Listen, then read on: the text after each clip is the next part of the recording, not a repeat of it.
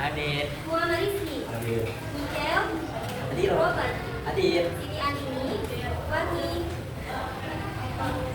Zairon, Hadir, Bu. Sakit, Robli, Sukma, Muhammad Rafli Saputra. Baik. Nah, untuk memulai pembelajaran, alangkah kita baiknya mengucapkan lafaz basmalah. Bismillahirrahmanirrahim. Sebelum kita masuk ke materi hari ini, kan hari ini kita belajar apa? Al-Quran. Hadis. Nah, masih ingat nggak materi minggu lalu? Apa Rafi? Rafi apa Rafi? Nah, minggu lalu kita belajar tentang Al-Quran, mukjizat Nabi dulu. Ingat kan mukjizat itu apa? Mukjizat. Nah, kejadian yang luar biasa yang terjadi pada Nabi dan Rasul. Tahu kan mukjizat Nabi Muhammad itu apa? Al-Quran.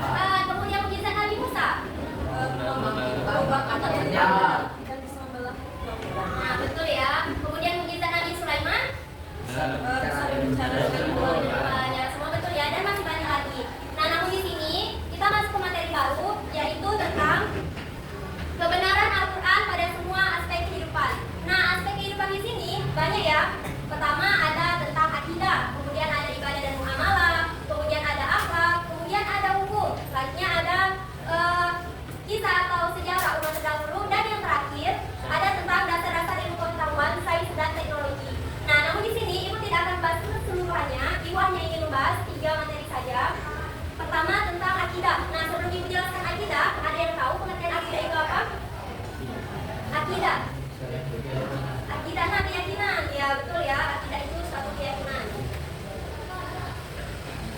Nah, ini ibu jelaskan lebih rincinya.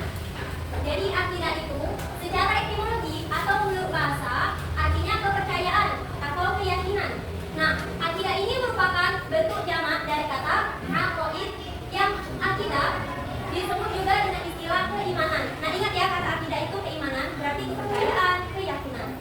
Nah, selanjutnya menurut istilahnya atau secara terminologinya, akidah itu diartikan sebagai suatu kepercayaan yang harus diyakini dengan sepenuh hati, kemudian diucapkan dengan lisan, dan dimanifestasikan atau diterapkan dalam amal perbuatan. Nah, di sini masalah akidah itu dijelaskan di dalam Al-Quran, yakni surah Al-Ikhlas, surah ke-112 ayat 1 sampai 5. Ibu boleh minta tolong, ada yang mau membacakannya? Robert, boleh Robert? Iya boleh. Bismillahirrahmanirrahim. Qul huwallahu ahad. Allahus samad. Lam yalid wa lam yulad wa lam yakul lahu kufuwan ahad. Terima kasih Robert. Kemudian artinya boleh Wakli? Artinya, katakanlah Muhammad dialah Allah yang Maha Esa. Allah tempat meminta segala sesuatu. Allah tidak beranak dan tidak pula diperanakan, dan tidak ada sesuatu yang setara dengan Dia. Nah, jadi maksud dari Quran surah Al-Ikhlas ini menjelaskan bahwa Allah Subhanahu wa taala itu Maha Esa. Nah, Allah Subhanahu wa taala itu satu, tidak ada duanya. Kemudian Allah Subhanahu wa taala itu tidak pula beranak dan tidak pula diperanakkan. Nah, lanjut ya. Lanjut ke materi selanjutnya. Kita tentang ibadah atau muamalah. Jadi ibadah dan muamalah. Ada yang tahu ibadah itu apa? Ibadah mengabdi, menyembah. Nah, betul jihad. Ini menjelaskan ya.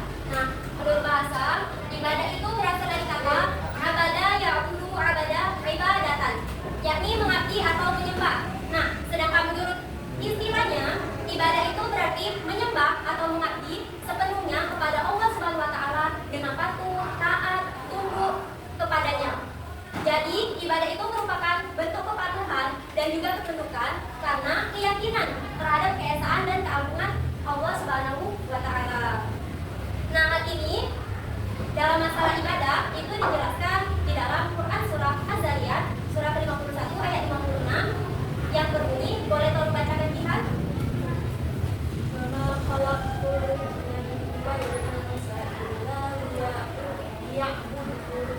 Nah, yang artinya aku tidak menciptakan jin dan bahwa Allah Subhanahu wa taala itu menciptakan jin dan manusia tidak lain tujuannya untuk menyembahnya. Dengan cara apa? Dengan cara beribadah. Nah, selain di dalam Quran surah Az-Zariyat, juga terdapat di dalam Quran surah Al-Fatihah ayat 5 yang berbunyi Iyyaka na'budu wa iyyaka nasta'in, yang artinya hanya kepada Engkaulah kami menyembah dan hanya kepada Engkaulah kami memohon pertolongan. Lanjut, kita masuk ke masalah akhlak. Akhlak itu apa, anak-anak? Apa tadi, Budi? Di selanjutnya ada yang lain? Akhlak. Tadi Rafli apa, Rafli? Perilaku. Sifat, betul. Ya, yang lebih lengkapnya lagi. Perilaku.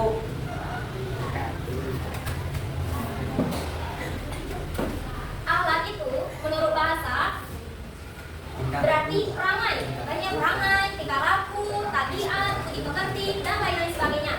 Nah, kata akhlak itu merupakan bentuk jamak dari kata khuluqun. Nah, secara terminologinya, akhlak adalah sifat yang tertanam di dalam jiwa manusia yang munculnya spontan dalam tingkah laku kehidupan sehari-hari. Masalah akhlak ini dijelaskan di dalam hadis yang diriwayatkan oleh Ahmad yang berbunyi Bismillahirrahmanirrahim. An Abi Hurairah qala Rasulullah sallallahu alaihi wasallam, "Innama bu'itsu liutammi masalihal akhlaq." Rawahu Ahmad. Yang artinya dari Abu Hurairah radhiyallahu anhu berkata, Rasulullah sallallahu alaihi wasallam bersabda bahwasanya aku diutus untuk menyempurnakan akhlak yang baik. Hadis riwayat Ahmad.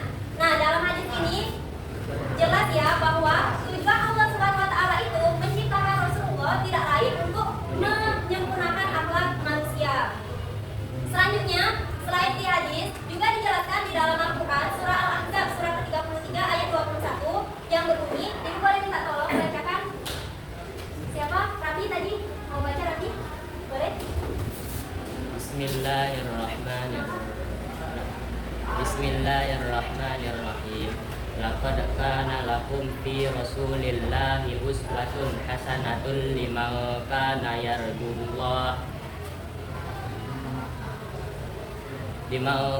yarjullaha wal yaumal akhiri wa dzakarallaha katsira. Ya, artinya sungguh telah ada pada diri Rasulullah SAW itu suri teladan yang baik bagimu, yakni bagi orang yang mengharap rahmat dari Allah Subhanahu Wa Taala dan kedatangan hari kiamat, dan yang banyak mengingat Allah Subhanahu Wa Taala. Quran surah Al-Ahzab surah 33 ayat 21.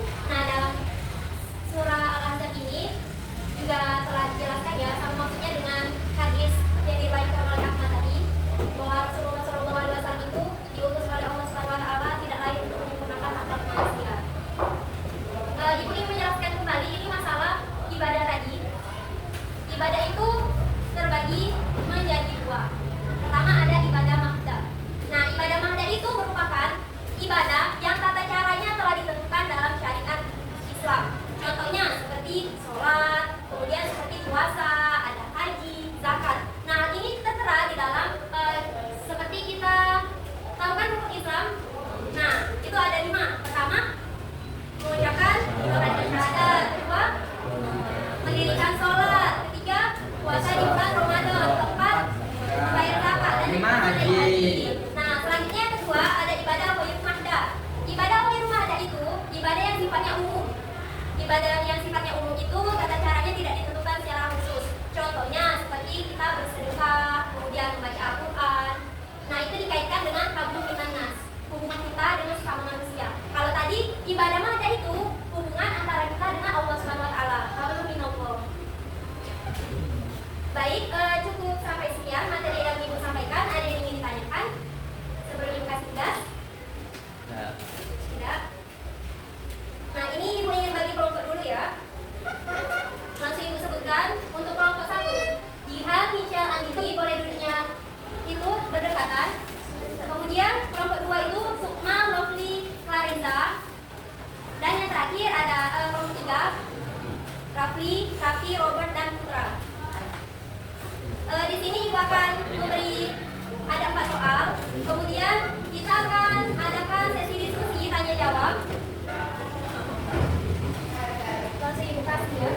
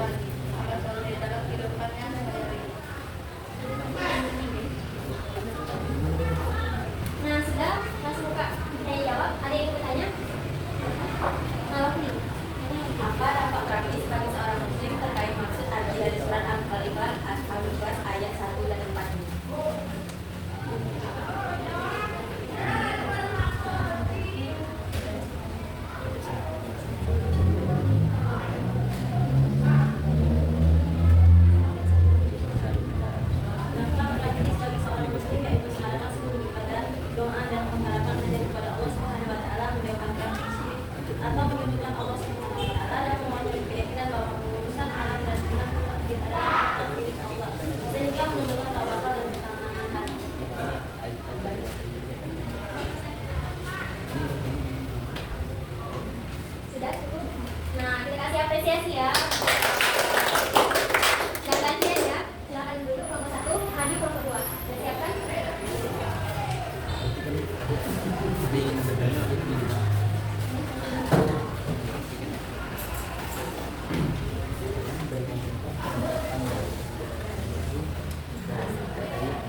Assalamualaikum warahmatullahi wabarakatuh. Waalaikumsalam. Waalaikumsalam warahmatullahi wabarakatuh.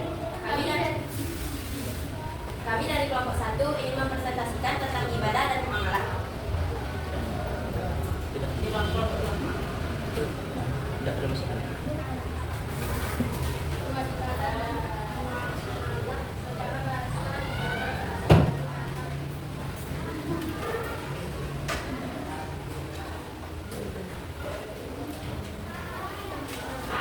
Tapi boleh dilakukan. Dari yakni ibadah, ya ibadah dan ibadah.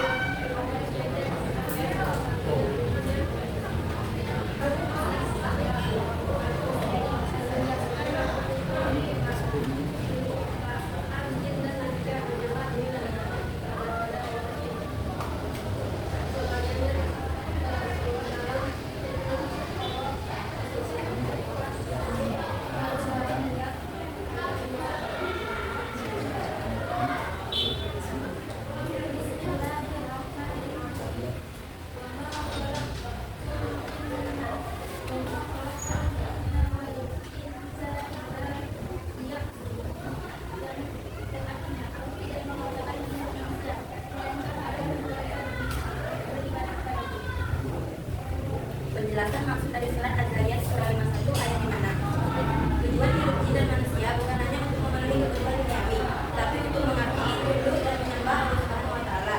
Pengertian ibadah dalam ayat ini luas, mencakup seluruh aspek kehidupan baik yang terlihat maupun tidak. Ini termasuk sholat, zakat, serta perbuatan baik lainnya kepada sesama manusia. Ibadah adalah bentuk kesyukuran atas nikmat yang telah diberikan Allah Subhanahu wa taala. Dengan beribadah, manusia menunjukkan kesadaran dan ketaatannya kepada Sang Pencipta. Penyebutan jin terlebih dahulu dalam ayat ini menunjukkan bahwa jin dan manusia memiliki tanggung jawab yang sama untuk beribadah kepada Allah.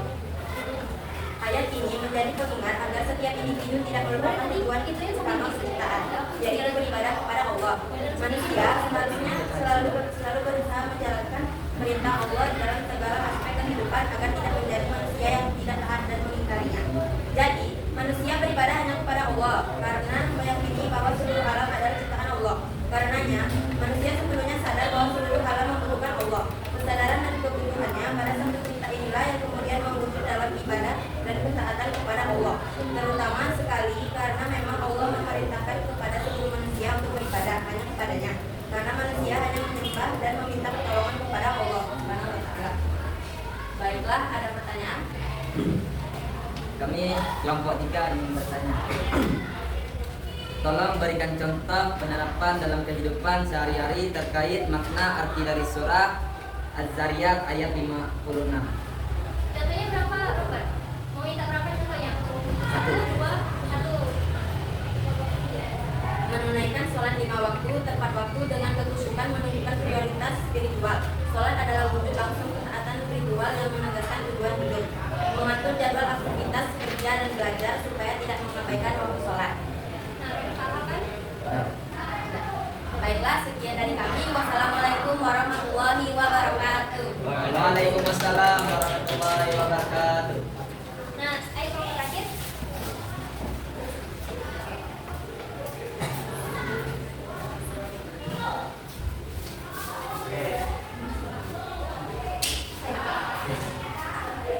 Assalamualaikum warahmatullahi wabarakatuh. Waalaikumsalam warahmatullahi wabarakatuh. Kami kami dari kelompok 3 ingin menyampaikan tentang akhlak. Secara etimologi, akhlak berarti perangai, tingkah laku, tabiat atau budi pekerti.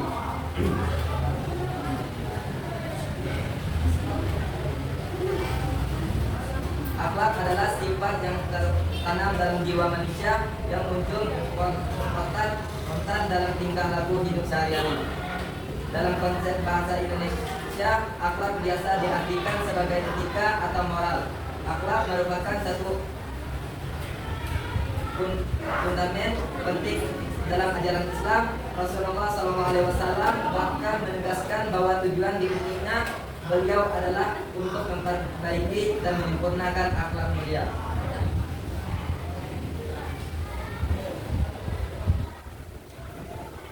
An Abi Hurairah qala qala Rasulullah sallallahu alaihi wasallam innama yu'istum bimutamina salihal akhlak.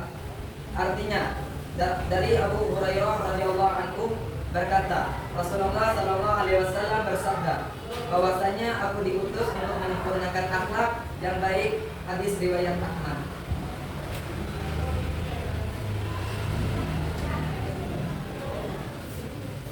Penjelasannya, misi utama. Hadis ini menegaskan bahwa salah satu tujuan terpenting diutusnya Nabi Muhammad SAW adalah untuk memperbaiki dan menyempurnakan akhlak yang ada di tengah masyarakat.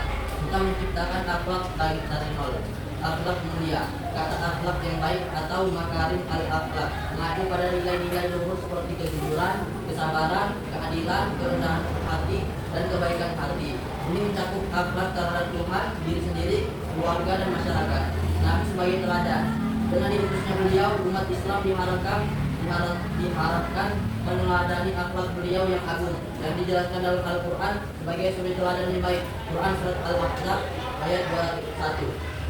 Konteks zaman jahiliyah. Hadis ini juga relevan pada konteks diutusnya Nabi ke masyarakat jahiliyah yang memiliki banyak kebiasaan buruk. Beliau datang untuk membersihkan dan menyempurnakan nilai-nilai akhlak yang mungkin sudah menyimpang. Akhlak sebagai bagian dari syariat. Akhlak yang mulia dianggap sebagai bagian tak terpisahkan dari syariat Islam secara keseluruhan. Sebagaimana disebutkan dalam Al-Quran, Quran surat Al-Maidah ayat 3 bahwa agama Islam sudah disempurnakan.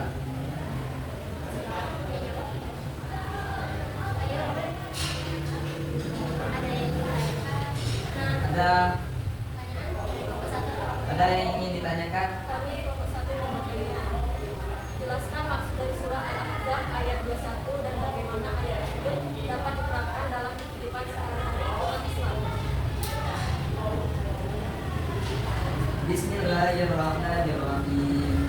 Laqad kana lakum fi rasulillahi uswatun hasanatun liman kana yarjullah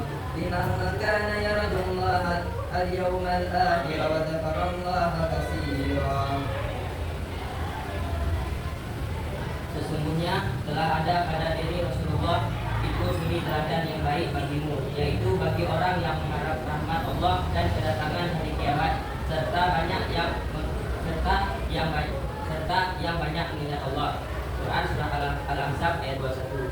Makna ayat ini menegaskan bahwa Nabi Muhammad adalah teladan terbaik, uswah hasanah bagi setiap muslim yang ingin mendapatkan keridhaan Allah dan keselamatan di hari akhir. Segala aspek kehidupan beliau, baik dalam beribadah, bersikap, berkeluarga maupun masyarakat, merupakan contoh nyata akhlak yang harus diikuti.